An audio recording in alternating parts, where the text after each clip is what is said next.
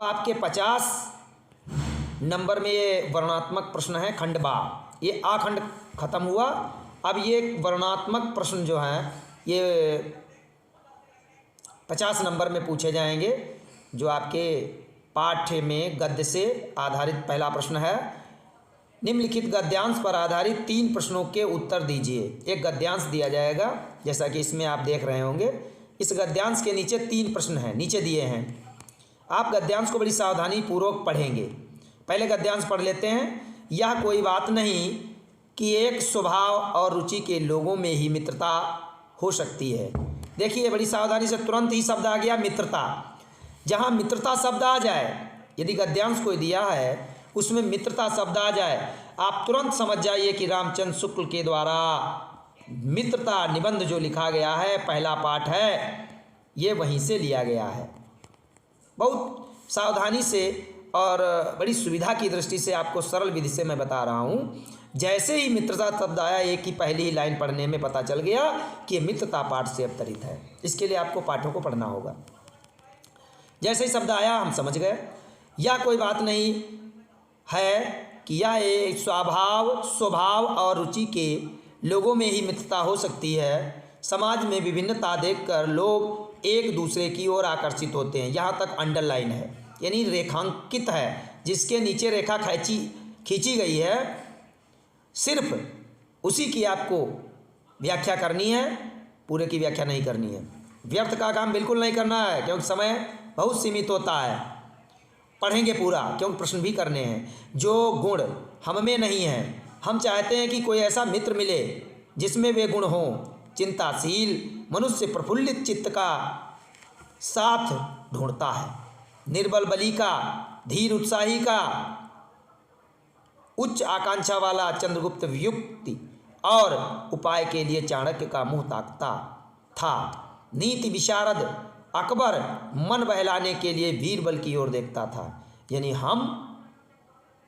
हमारे अंदर सर्वगुण नहीं हो सकते। हमें किसी दूसरे से, जो मुझ में गुण नहीं है, वो अगर वो किसी दूसरे में हो सकते हैं, भले वो बहुत ज्ञानी न हो, लेकिन जो गुण मुझ में नहीं है वो दूसरे में हो सकते हैं। जैसे अब काश्तकार है, लकड़ी का काम करता है, तो लकड़ी के जितने लकड़ी से बनने वाले चीज़ें हैं वो वही बना सकता है। लोहे से बना, जो लोहे की चीज़ें हैं वो लोहार बना सकता है, भले वो बिना पढ़ा हो। लेकिन ये समझिए सारी कलाएं हर मनुष्य में नहीं होती हैं, इसलिए हमें एक दूसरे पर आश्रित रहना पड़ता है। हम ऐसे व्यक्ति से मित्रता करना चाहते हैं कि जिससे जो गुण मुझ में नहीं है, अगर उसमें गुण हैं तो उन गुणों को, हम सद्गुणों को ग्रहण कर सकें। तो ये पैराग्राफ जो दिया है मित्रता पाठ से दिया गया। उपयुक्त गद्यांश का संदर्भ लिखिए। तो आप संदर्भ को बड़ी सावधानी से लिखेंगे। प्रस्तुत गद्यांश हमारी पाठ्यपुस्तक हिंदी गद्य खंड के मित्रता नामक पाठ से अवतरित है और इसके लेखक श्री रामचंद्र शुक्ल जी हैं। ये हो गया इसका गद्यांश का संदर्भ। दूसरा है गद्यांश के रेखांकित अंश की व्याख्या करना है। यह बहुत सरल है। आप गद्यांश में रेखा जिनके नीचे खींचिए, सिर्फ उसी की व्याख्या करनी है। व्यर्थ का एक भी काम नहीं करना। आपको हेडिंग डालनी पड़ेगी रेखांकित अंश की व्याख्या। अब आप उसमें लिखेंगे कि आप इसमें चूँकि पूछ नहीं रहा तो आप उसमें नहीं लिखेंगे। बहुत से बच्चे इसमें जो है संदर्भ के बाद में प्रसंग वगैरह लिख देते हैं, लेकिन प्रसंग इसमें चूँकि पूछ नहीं रहा तो हमें कोई काम नहीं करना अपने पास से। तो इसमें आपको रेखांकित अंश की व्याख्या स्केच डाल करके लिखना है। कभी कहता है, कभी नहीं, इसमें चूँकि हाँ ये गद्य है, इसमें लेखक है। लेखक कहता है कि यह कोई बात नहीं है कि एक समान प्रकृति के रुचि रुझान वाले लोग ही आपस में मित्रता करें या मित्र हो सकते हैं। ये कोई आवश्यक नहीं है। ये कोई ज़रूरी नहीं होता है कि एक ही स्वभाव के रुचि के लोग हों जो आपस में मित्रता करें। ये लेखक कहता है। वो आगे जो है लेखक कहते हुए आगे कहता है कि समाज में अनेक प्रकार के लोग हैं। समाज में अनेक प्रकार के, नाना प्रकार के गुणों से संपन्न लोग पाए जाते हैं। उनकी विभिन्नता को देख करके लोग एक दूसरे की ओर आकर्षित होते हैं, अर्थात खींचे चले जाते हैं, और वे सोचते हैं कि ये व्यक्ति जो है, अमुक व्यक्ति में वह गुण है जो मुझ में नहीं है, और वो गुण अपने के अंदर ना होने के कारण, हम दूसरे से गुणों को ग्रहण करने के कारण उनकी ओर आकर्षित होते हैं और उनसे गुण ग्रहण करने के लिए उनसे हम मित्रता कर लेते हैं। इस प्रकार से आप व्याख्या इसकी कर सकते हैं। बहुत ज़्यादा नहीं लिखना, शब्दों में बहुत ज़्यादा विस्तृत उत्तर नहीं देना है, सीमित शब्दों में मुख्य बात को लिखना है। तीसरा है, लेखक के अनुसार समाज में विभिन्नता देखकर लोग एक दूसरे की ओर क्यों आकर्षित होते हैं। तो इसमें सीधे से उत्तर लिखना है, लेखक के अनुसार समाज में विभिन्न रुचि रुझान और गुणों से युक्त लोग जब होते हैं तो हम उनसे, उनके जो मेरे अंदर गुण नहीं हैं, वे गुण यदि उनके अंदर हैं तो उनको ग्रहण करने की इच्छा से हम उनकी ओर आकर्षित होते हैं। एक लाइन में उत्तर लिख देंगे। अथवा यदि आप उसे ना करना चाहें, ध्यान रखिए बोर्ड परीक्षा में बच्चे अथवा को डबल कर देते हैं, हमें अथवा बिल्कुल नहीं करना है। यदि ऊपर वाला यदि आपसे हो रहा है तो आप ऊपर वाला कर लें, और फिर ये अथवा वाला नीचे वाला बिल्कुल आपको नहीं करना है। और यदि ऊपर वाला नहीं आपको आता है तो नीचे वाला आपको तुरंत नीचे वाला कर देना है, और आपको उत्तर नंबर, प्रश्न नंबर जो है उसका ठीक वही उत्तर नंबर डालना है। कभी भी आपको प्रश्नों को नहीं उतारना है, सीधे आपको जो प्रश्न नंबर है उसका उत्तर नंबर और वही खंड नंबर विधिवत डालना है काले पेन से, और हाशिया खींच लेना है, हाशिए में लिखना है विधिवत। कभी गलती न करें, पूरे नंबर मिलेंगे यदि आपने पूरी तरीके से। आज मेरा पहला क्लास है, अब मैं नियमित रोज़ संध्या के समय हाई स्कूल और इंटरमीडिएट की क्लास को अटेंड करूंगा। प्रयास रहेगा कि बच्चों का भला हो जाए। मेरा, जैसा कि मेरा परिचय है, मैं वर्तमान में श्री पाल सिंह सरस्वती विद्या मंदिर इंटर कॉलेज चौखड़िया मैगलगंज में हिंदी प्रवक्ता पद पर तैनात हूँ, और वहाँ मैं कार्य कर रहा हूँ। और मुझे आशा और विश्वास है बच्चे मुझ पर भरोसा करेंगे और ज्ञानार्जन करके अच्छे से अच्छे अंक प्राप्त करेंगे। और मुझे भरोसा है यदि आप लोगों ने मेरा साथ दिया और मेरी क्लास को अटेंड किया तो 100% अंक प्राप्त करेंगे, क्योंकि हिंदी में मेरा अनुभव है जहाँ तक बच्चे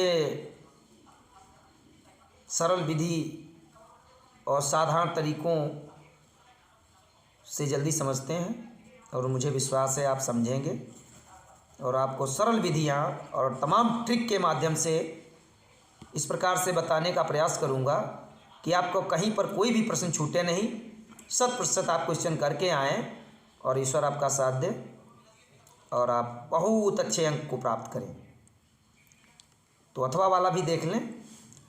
हे भगवान, पहले सबसे पहले सावधानी पूर्वक हमें गद्यांशों को पढ़ना है, जल्दबाजी नहीं करनी है। जल्दबाजी कहाँ पर करनी है? जल्दबाजी जो हमें बहुत सही आ रहे हैं उनको देख लिया, तुरंत कर लिया, लेकिन पहले प्रश्नों को पढ़ेंगे। कभी कभी नकारात्मक क्वेश्चन होते हैं, ना लिखा होता आखिरी में, पूरा प्रश्न लिख के बाद नहीं लिख देता है, और बच्चा जल्दबाजी में हाँ वाला उत्तर कर देता है, गलत हो जाता है। इसलिए बहुत सावधानी रखें। हे भगवान, तब के लिए, विपद के लिए इतना आयोजन, परम पिता की इच्छा के विरुद्ध इतना साहस, पिताजी क्या भीख ना मिलेगी? क्या कोई हिंदू भूपृष्ठ पर न बचा रह जाएगा जो ब्राह्मण को मुट्ठी भर अन्न दे सके? यह असंभव है। फेर दीजिए पिताजी, मैं काँप रही हूँ। इसकी चमक आँखों को अंधा बना रही है। आपने पढ़ा, यदि आपने पढ़ा होगा पाठ नंबर 2, ममता पाठ, जयशंकर प्रसाद के द्वारा जो ममता पाठ लिखा गया है, जो एक विधवा है, कम उम्र में विधवा हो जाती है, उस ममता का इसमें जिक्र किया गया है। ममता के जीवन की इसमें कहानी को पूरा लिखा गया है। ममता पाठ है, जो ममता में इस्लामिक एक राजा, मुस्लिम राजा है, जिसका इसमें वर्णन है। तो इसमें ममता कि पिताजी जो है राजा के दरबार में ऊंचे पद पर तैनात हैं और वो अपनी पुत्री के विधवा होने पर उसे ढेर सारा सोना चांदी हीरा जवाहरात ये सब ले करके नौकरों के साथ में पहुंचते हैं और अपनी बेटी को समर्पित करते हैं ताकि वो जीवन भर खुशहाल रह सके। लेकिन ममता के अंदर वैराग हो गया है, वैराग्य के कारण वो मोह और माया दोनों से वो छुटकारा पाना चाहती है। वो कहती है मैं ब्राह्मणी हूँ और मैं भी मांग करके भोजन कर सकती हूँ, मैं इतना ये सब इसका आयोजन की कोई इस आयोजनों की कोई आवश्यकता नहीं मुझे, ये मैं क्या करूँगी। और अपने पिता को वो सारा धन वापस करा देती है, वो लेती नहीं है कुछ भी। कहती है हे भगवान, तब के लिए अर्थात आगे भविष्य के लिए मेरे लिए इतने आयोजनों की क्या आवश्यकता है, इस विपत्ति के लिए आगे विपत्ति के लिए इतना आयोजन मेरे ईश्वर की इच्छा के विरुद्ध, ये सब क्या ज़रूरत है। क्या मुझे कभी कोई भीख देने वाला नहीं बचेगा जिससे मेरा भरण पोषण हो सके, मुझे ये कुछ नहीं चाहिए, और वापस कर देती है। इसमें उपर्युक्त गद्यांश का पहला प्रश्न है, उपर्युक्त गद्यांश का संदर्भ लिखना है। तो संदर्भ में इस प्रकार से लिखेंगे, प्रस्तुत गद्यांश हमारी पाठ्य पुस्तक हिंदी और गद्य खंड के ममता नामक पाठ से उद्धृत है या लिया गया है या अवतरित है, कुछ भी लिख सकते हैं। इसके लेखक जयशंकर प्रसाद जी हैं, जो छायावाद के प्रणेता हैं। छायावाद का नाम भी प्रसाद युग के नाम से जाना जाता है। जयशंकर प्रसाद का बहुत योगदान है, छायावाद के लेखक हैं, जो काव्य में और गद्य में दोनों में इन्होंने काम किया। जयशंकर प्रसाद जी जिन्होंने ममता पाठ लिखा है, जो समझ गए होंगे। पहले प्रश्न का गद्यांश का संदर्भ इस प्रकार से है, ये ममता पाठ से है और इसके लेखक जयशंकर प्रसाद जी हैं। रेखांकित अंश की व्याख्या डाल लेंगे स्केच, और उसमें जिनमें रेखा खिंची है हमें सिर्फ वहीं पहुंचना है। लिखा है परमपिता की इच्छा के विरुद्ध, तो इसमें आप लिखेंगे लेखक के अनुसार ममता कहने लगी कि परमपिता ईश्वर की इच्छा के विरुद्ध, हे मेरे परम पूज्य पिताजी, मेरे ईश्वर की इच्छा के विरुद्ध इतना साहस पिताजी ये सब क्यों कर रहे हो, मुझे ये आपके द्वारा दी हुई भेंट स्वीकार नहीं है। क्या इस भिक्षुणी को, इस ब्राह्मणी को संसार में कोई भीख देने वाला हिंदू इस दुनिया में शेष नहीं रह जाएगा क्या, जिससे मेरा भरण पोषण हो जाए, मेरा पेट भर जाए। मुझे आपके द्वारा ये हीरे जवाहरात सोना चांदी मैं इसका क्या करूँगी, मुझे इसकी कोई आवश्यकता नहीं है। और वह उन्हें वापस कर देती है।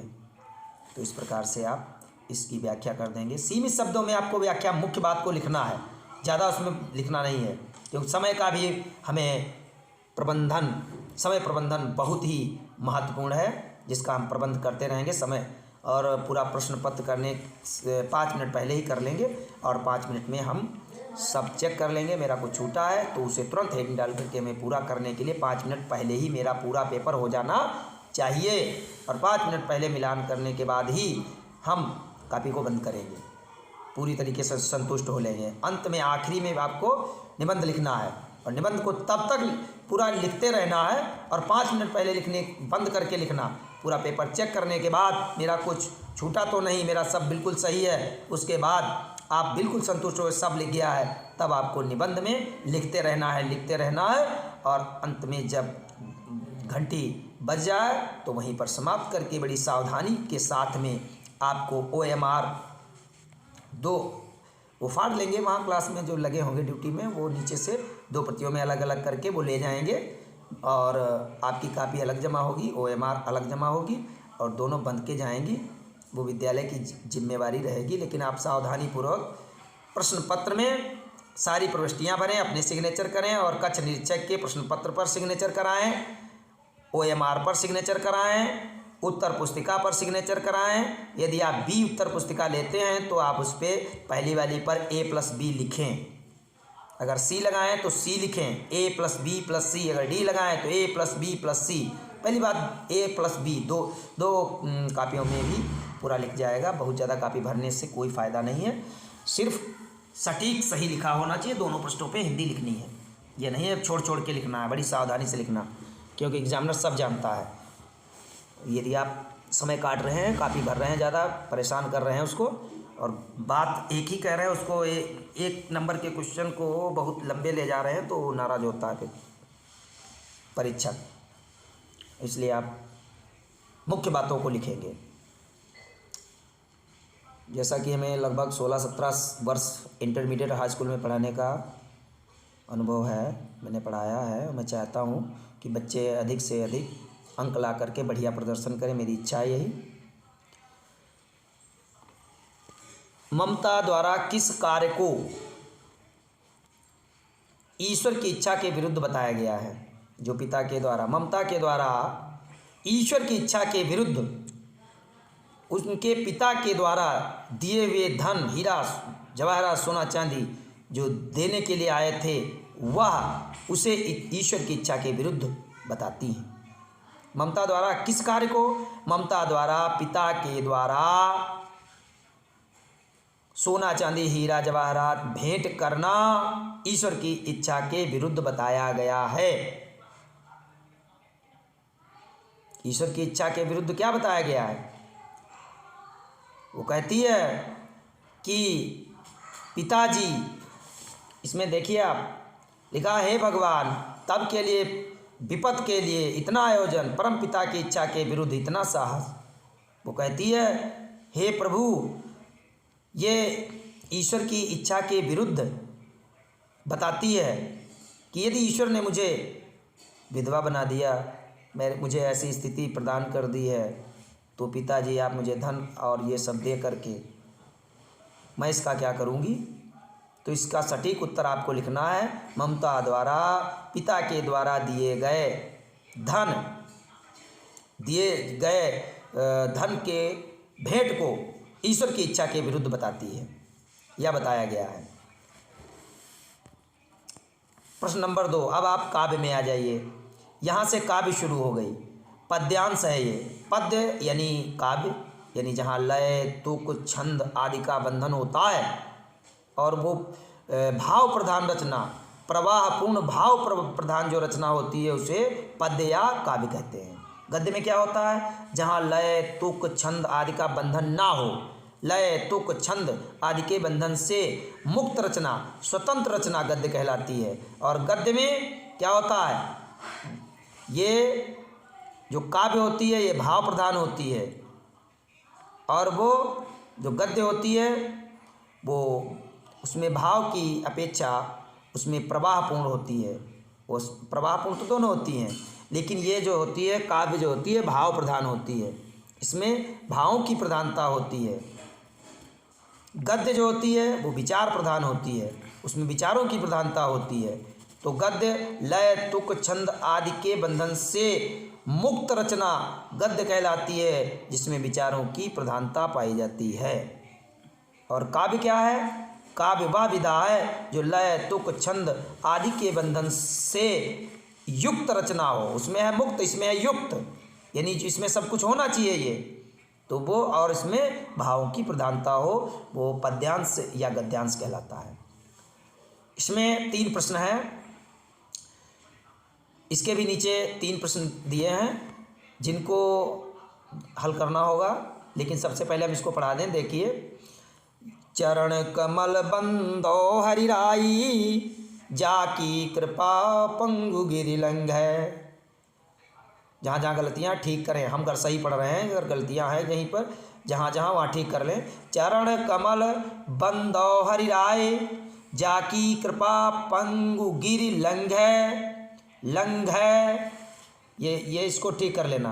लंघै, अंधे को सब कुछ दर्शाई, बहिरो सुनै गूंग पुनि बोले, रंक चले सिर छत्र धराई। सूरदास स्वामी करुणामय, बार बार बंदों ते ही पाई। यहाँ पर सूरदास के पद, जो हाई स्कूल में पद दिए हैं सूरदास के, उसी पाठ से अवतरित हैं ये पंक्तियाँ। सूरदास के पद से अवतरित हैं। सूरदास के पद जो आपका पाठ है काव्य में, वहाँ से ली गई हैं। सूरदास इसके रचनाकार हैं। चूँकि काव्य है तो काव्य में रचनाकार होते हैं, तो आप रचनाकार लिखेंगे। तो आप इसमें देखिए, चरण कमल बंदों हरिराई, कहते मैं चरण कमलों की वंदना करता हूँ। राई माने क्या होता है? राई माने राजा, राई माने राजा स्वामी, राय माने राजा या स्वामी। और राई अगर बड़ी ई की पाई लगी होती, अगर राई लिखा होता तो राई माने सरसों होता है, लाही सरसों होता है। और चूंकि छोटी ई की पाई लगी है तो इसमें राई का मतलब स्वामी। चरण कमल, देखिए ध्यान रखिए, चरण और कमल दोनों पास पास आए हैं। तो जहाँ पे उपमेय और उपमान में, जहाँ उपमेय और उपमान पड़ोस पड़ोस में हो, बीच में छोटा सा योजक चिन्ह लगा हो, तो वहाँ पर रूपक अलंकार होता है। कौन सा अलंकार होता है? रूपक अलंकार होता है। तो यहाँ पे रूपक अलंकार है, चरण कमल बंदों हरिराई। चरण ही कमल हैं, कमल ही चरण हैं, इसमें अभेद पाया गया। रूपक अलंकार की परिभाषा होती है जहाँ पर उपमेय की उपमान में एक रूपता प्रदर्शित की जाए, या कहीं कहीं लिखा होता भेद रहित आरोप हो, या आप कह सकते हैं दोनों में अभेद पाया जाए, कोई भेद ना पाया जाए, तो वहाँ पे रूपक अलंकार होता है। तो यहाँ रूपक है क्योंकि चरण है कमल, दोनों पास पास में है, उपमेय और उपमान कोई भेद नहीं है, अभेद दिखाया गया है। तो इसका अर्थ है, चूंकि पूरे का तुम्हें अर्थ नहीं लिखना, लेकिन मैं यहाँ पढ़ा रहा हूँ, समझ लीजिए, आपको केवल अंडरलाइन का लिखना है, लेकिन थोड़ा ध्यान दें। चरण कमल बंदों हरिराई, सूरदास जी कहते हैं मैं चरण कमलों की वंदना करता हूँ, मैं उन स्वामी कृष्ण कन्हैया के चरणों की वंदना करता हूँ, जाकी कृपा पंगुगिरि लंघे, जिनकी कृपा से लंगड़ा पर्वत को लांघ जाता है। लंघे माने लांघ जाता है, गिरि माने पहाड़, पंगु माने लंगड़ा, कृपा माने कृपा से, जाकी माने जिनकी, जिनकी कृपा से लंगड़ा पर्वत को लांघ जाता है। अंधे को सब कुछ दर्शाई, और अंधे व्यक्ति को सब कुछ दिखाई पड़ने लगता है। बहिरो सुने गूंग पुनि बोले, बहिरा व्यक्ति सुनने लगता है और गूंगा व्यक्ति वाचाल हो जाता है। और रंक चले सिर छत्र धराई, रंक माने कंगाल व्यक्ति, गरीब आदमी सिर के ऊपर मुकुट धारण करके चलने लगता है। बहिरो माने बहिरा, सुनय माने सुनय, गूंग माने गूंगा, न बोलने वाला, जिससे गांव में बौरा बोलते लोग। पुण्य माने दोबारा, बोले माने बोलने लगता है। रंक माने गरीब, चले माने चलने लगता है, सिर माने सर के ऊपर, छत्र माने मुकुट, धराय माने धारण करके, अर्थात बहिरा व्यक्ति सुनने लगता है, गूंगा वाचाल हो जाता है, और गरीब असहाय आदमी सिर के ऊपर मुकुट धारण करके चलने लगता है, अर्थात राजा हो जाता है। सूरदास स्वामी करुणामय, बार बार बंदों ते ही पाई। सूरदास जी कहते हैं मैं ऐसे करुणा से युक्त स्वामी की, मालिक की, प्रभु के, अर्थात प्रभु के चरण कमलों की वंदना करता हूँ। पाई माने पैरों की, बार बार बंदों ते ही पाई, मैं बार बार उनके चरण कमलों की वंदना करता हूँ। कौन कहता है? सूरदास जी कहते हैं ऐसे करुणा से युक्त स्वामी के चरण कमलों की मैं बार बार वंदना करता हूँ। ये इसकी व्याख्या हुई। आपको केवल अंडरलाइन की लिखना है। अंडरलाइन में 2 ही लाइनें खींची हैं, उसमें है सूरदास जी कहते हैं कि ईश्वर की कृपा से बहिरा जो है सुनने लगता है, गूंगा वाचाल हो जाता है, गरीब आदमी सिर के ऊपर मुकुट धारण करके चलना प्रारंभ कर देता है। ऐसे ईश्वर के चरण कमलों की मैं वंदना करता हूँ। इतना बढ़ा के लिख देना है, थोड़ा व्याख्या हो जाएगी। ओके, पहला प्रश्न, इसमें पहला उत्तर देना है, उपयुक्त पद्यांश का संदर्भ लिखिए। ये तो हमने पहले बता दिया। प्रस्तुत पद्यांश हमारी पाठ्य पुस्तक हिंदी काव्य खंड, चूंकि इसमें गद्य था तो गद्य खंड कहते थे, और इसमें है काव्य तो इसमें काव्य खंड लिखेंगे। प्रस्तुत पद्यांश हमारी, उसमें गद्यांश इसमें पद्यांश, ध्यान रखें। प्रस्तुत पद्यांश हमारी पाठ्य पुस्तक हिंदी काव्य खंड के पद नामक पाठ से अवतरित है, जिसके रचयिता कौन है? सूरदास जी हैं। ये पद कहाँ से लिए? सूरसागर से पद अवतरित हैं। तो सूरसागर में संग्रहित पद नामक पाठ से अवतरित है, जिसके रचनाकार सूरदास जी हैं। ज़्यादा लिखना चाहो तो आप लिख सकते हैं, ये सूरसागर से पद लिए गए हैं, तो आप लिख सकते हैं प्रस्तुत पद्यांश हमारी पाठ्य पुस्तक हिंदी काव्य खंड के सूरसागर में संकलित पद नामक पाठ से अवतरित हैं, जिनके या इसके रचनाकार सूरदास जी हैं। सूरदास सगुण मार्गी कृष्ण भक्ति शाखा के प्रमुख कवि हैं। इनके गुरु का नाम वल्लभाचार्य है। सूरदास के गुरु का नाम वल्लभाचार्य, और वल्लभाचार्य के पुत्र हैं जिनका नाम है विट्ठलनाथ। और विट्ठलनाथ जो है वो गुरु भी हैं, नहीं शिष्य भी हैं, वल्लभाचार्य के शिष्य भी हैं विट्ठलनाथ, और पुत्र भी हैं। और विट्ठलनाथ ने अष्टछाप के कवियों की रचना की है। इसमें अष्टछाप में 8 कवि आते हैं। एक इसकी हम ट्रिक बताएंगे आपको आगे चल के। शुक्र, कुप, गोछीन, चतुर्भुज। सु से सूरदास, सु का मतलब सूरदास, क्री का मतलब कृष्णदास। क्री का मतलब, देखिए आपको ये ट्रिक याद कर लेनी है। तो ये शुक्र, तो सुफार सूरदास, सूरदास। क्री का मतलब कृष्णदास, की का मतलब कृष्णदास। शुक्र। कुप, कु का मतलब कुंभनदास, कु का मतलब कुंभन दास। शुक्र, कुप। और फिर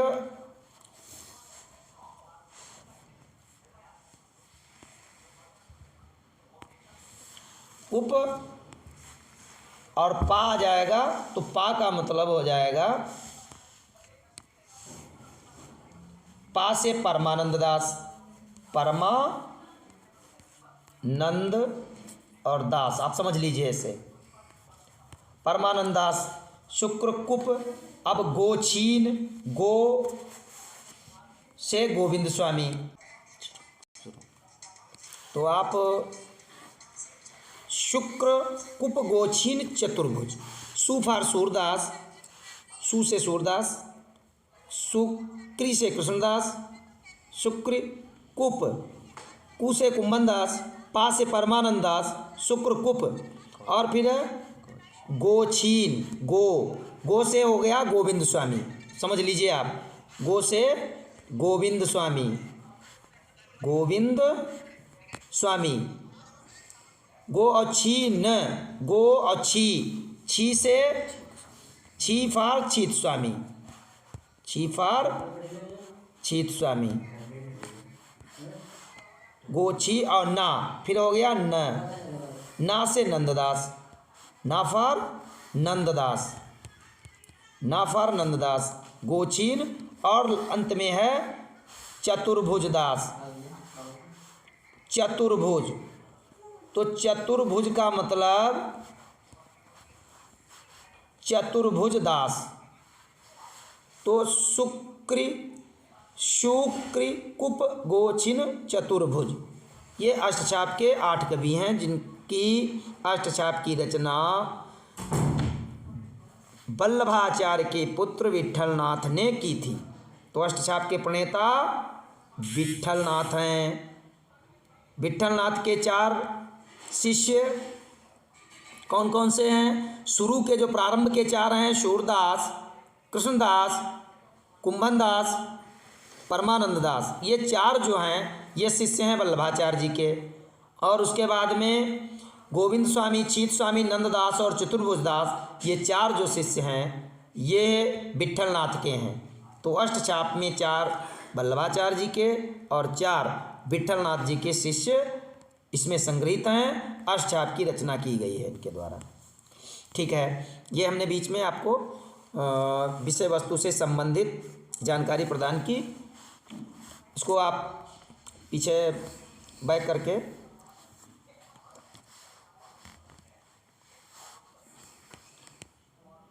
देखो, इसमें हमने बताया संदर्भ हो गया, रेखांकित अंश की व्याख्या भी हो गई, हमने बता दिया उपर्युक्त पंक्तियों में कौन सा अलंकार है। ध्यान दें, विशेषकर उपर्युक्त पंक्तियां जो हैं कौन कौन सी हैं? उपर्युक्त पंक्तियों में कौन सा अलंकार है?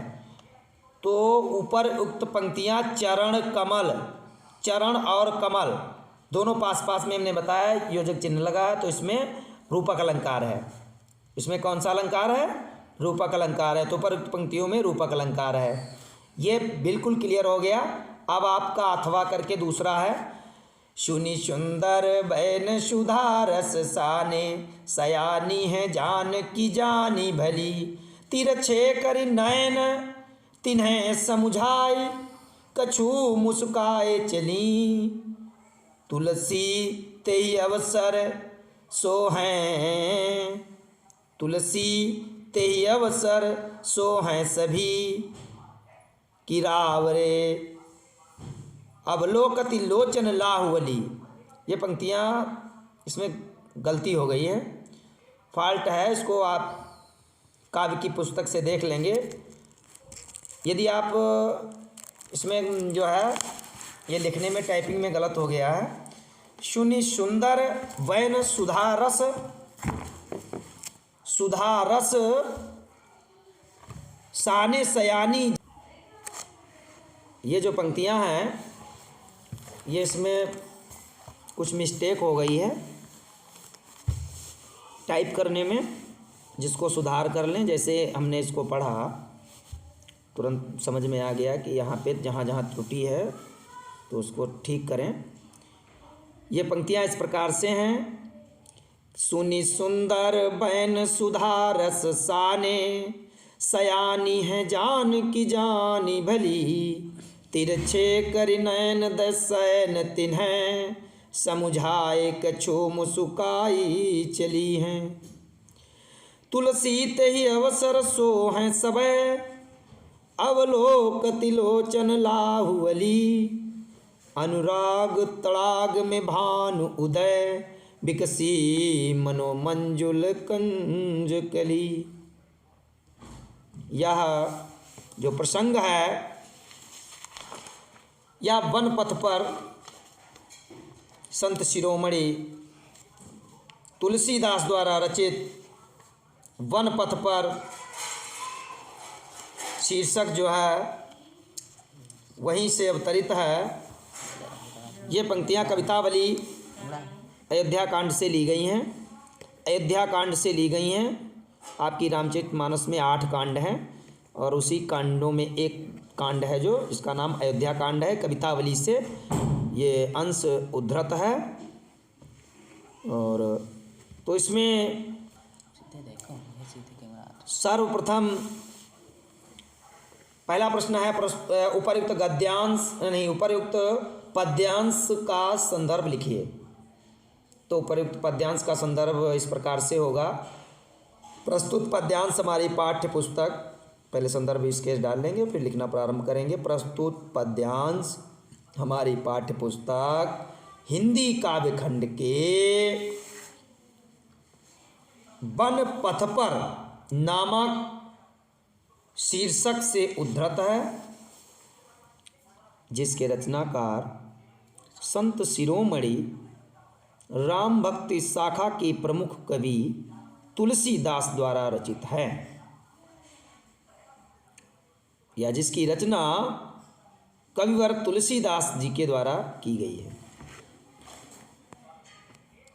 रेखांकित अंश की व्याख्या, हम आपको सारी पूरी व्याख्या करा देते हैं, लेकिन आपको केवल रेखांकित जो रेखा जिनके नीचे अंकित है उसको ही आपको उत्तर देना है, उसकी व्याख्या करनी है जिनके नीचे रेखा खींची है। पूरे की व्याख्या करने में समय मत गंवाएं, क्योंकि नंबर उतने ही मिलेंगे चाहे आप उसमें समय पूरा गंवा दें। चूँकि हम आपको पता नहीं कौन सी पंक्ति आ जाए, ये तो प्रतिदर्श प्रश्न पत्र है, तो इसलिए हम पूरे का अर्थ बताते हुए आपको चलते हैं। यहाँ पर जब वन पथ पर मैया सीता जा रही हैं तो गांव की बधुएं जानकी से पूछती हैं, सीता मैया से पूछती हैं कि ये जो आपके साथ में श्यामले हैं वो कौन हैं, गोरे वाले कौन हैं। तो सीता जी बड़े मधुर वचन से, सीता जी बड़ी सयानी हैं, बड़ी होशियार हैं, क्योंकि उस ज़माने में अपने पति का कोई नाम स्त्री नहीं लेती थी, तो नाम तो नहीं ले सकती, इशारा करके सब अपना काम चला रही हैं और बता भी दे रही हैं संकेतों के माध्यम से। सुनी सुंदर बयन सुधारस साने, सयानी है जानकी जानी भली। सीता जी बड़ी सयानी हैं, बड़ी होशियार हैं, बड़ी समझदार हैं। वो गांव की जो नगर वधुएं हैं निकल के आ गई और सीता से प्रश्न करने लगी कि हे मैया सीते, ये बताओ, रुको, कोई स्त्री जब निकलती है तो विशेषकर स्त्रियों की अभिलाषा रहती है कि उनसे हम जानकारी अवश्य प्राप्त करें। पुरुषों में ये नहीं होता है, लेकिन विशेषकर महिलाओं में ये विशेषकर इच्छा रहती है कि उनके बारे में हम कुछ उनको जानकारी अवश्य अर्जित कर लें। इसलिए गांव की बहुएं निकल के आने लगीं और कहने लगीं, हे माँ, हे बताओ बिटिया सीता कि ये तुम्हारे साथ में जो दोनों लोग जा रहे हैं कौन है? ये साबरे शेराबरे को हैं? तो सीता बड़ी होशियार हैं, बड़ी सयानी हैं। जैसे सीता ने सुना, सुनी सुंदर वैन सुधा रस साने, अमृत रस से सने हुए अर्थात उससे ओतप्रोत जब सुंदर वचनों को सीता जी ने सुना तो सयानी हैं। अब सयानी हैं कहते, अब तो सयानी हो जाना यानी परिपक्व हैं, हर चीज़ समझने वाली हैं, सब कुछ जानती हैं, बड़ी होशियार हैं। और वो समझ गईं कि ये क्या पूछना चाहती हैं, इसलिए वो बताने लगी। सुनी सुंदर बहन सुधारस साने, अमृत से सने हुए अर्थात ओतप्रोत जब सुंदर वचनों को सीता जी ने गांव की वधुओं के द्वारा सुना तो बड़ी वो सयानी, बड़ी होशियार है। जान की जानी भली, भली मात सीता जान गई कि ये मुझसे क्या पूछना चाहती हैं। पति का नाम, पति के बारे में परिचय चाहती हैं। तो सीता जी उस जमाने में महिलाएं पति का नाम नहीं लेती। पति का नाम लेने से हमारे धर्मशास्त्र बताते हैं कि यदि पति का पत्नी रोज नाम लेगी तो उसकी आयु कम पड़ेगी, इसलिए पत्नियां नामकरण नहीं करती। तिरछे करिनयन तिन्हें नयन, तिरछे करिनयन दय सैन तिन्हें, इसको ठीक करेंगे।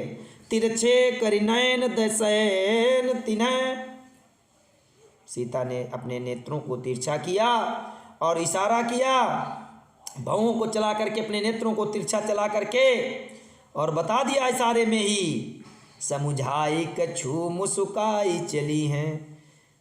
मुस्कुराते हुए तिरछा नेत्रों को कर करके ऐसे किया, मुस्कुराई, लज्जित हुई और मुस्कुरा के थोड़ा आगे चल देती हैं। तो गांव की बहुएं समझ गईं कि ये इनके भरतार हैं, ये इनके प्रियतम हैं, पति हैं।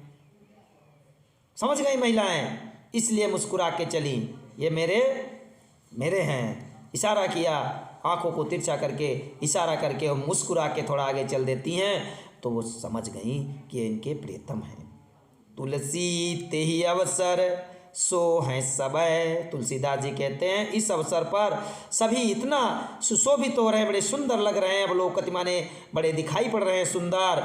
लोचन लाहु अली, लोचन माने नेत्र, अली अली माने सखियाँ, अली माने सखी। जो सखियाँ हैं वो कहती हैं कि इस समय सयानी माने चतुर, सैन माने संकेत, अवसर माने अवसर, लाहु माने लाभ, अली माने सखी, तड़ाग माने तालाब, विकसी माने विकसित हो गई हैं, लाहु माने लाभ, लाहु माने लाभ। कि तुलसी तेहि अवसर सो हैं सबय, तुलसीदास जी कहते हैं उस समय सभी इतने सुंदर लग रहे हैं राम लक्ष्मण सीता।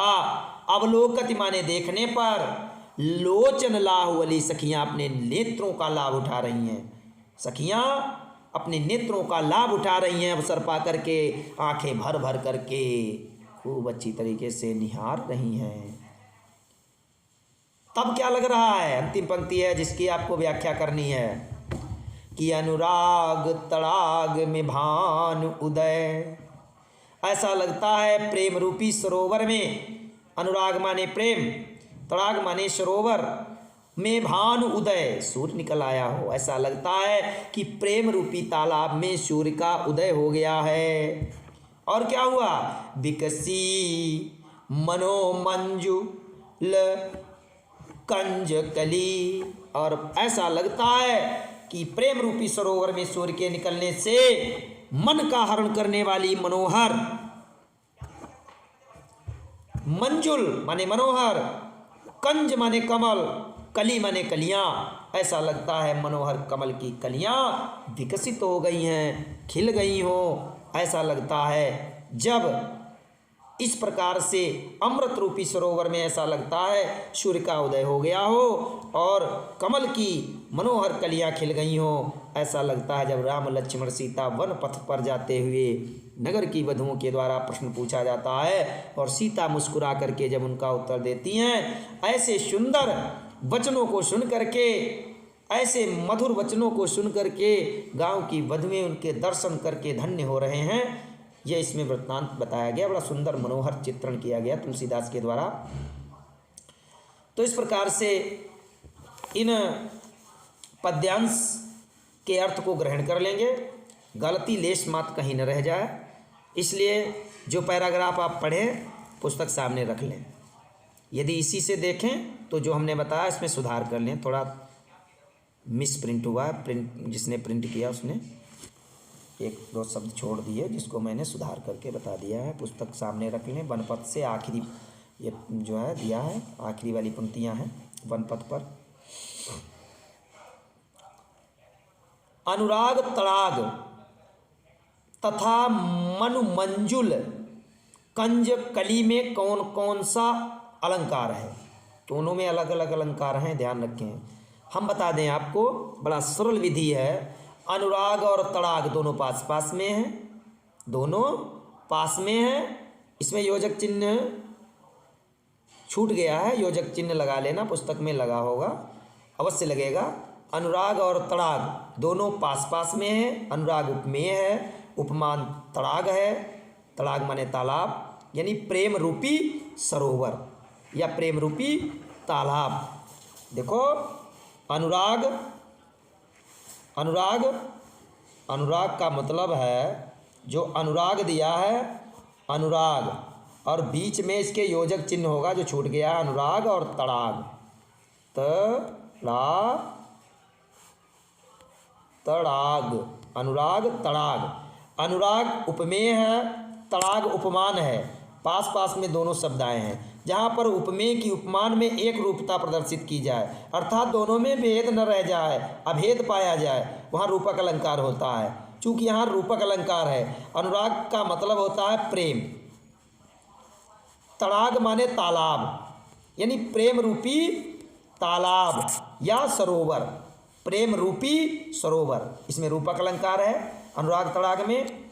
और अगली पंक्ति दूसरा शब्द है मनु मंजुल कंज कली। हमने अभी बताया था उपरोक्त पंक्तियों में जहाँ जनु मनु जानव मानव आदि शब्द आ जाएं, जानो मानो, वहाँ पे आंख मीच करके आप उत्प्रेक्षा अलंकार लिखेंगे। कौन लिखेंगे? उत्प्रेक्षा अलंकार लिखेंगे।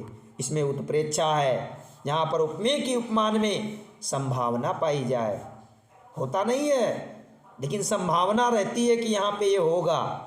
मनु मान लो, मनु जनु जानो मानो जानव मानव आदि शब्द लगे हों, वहाँ पर आप समझ लीजिए आँख मीच करके उत्प्रेक्षा अलंकार लिख दें, गलत नहीं होगा।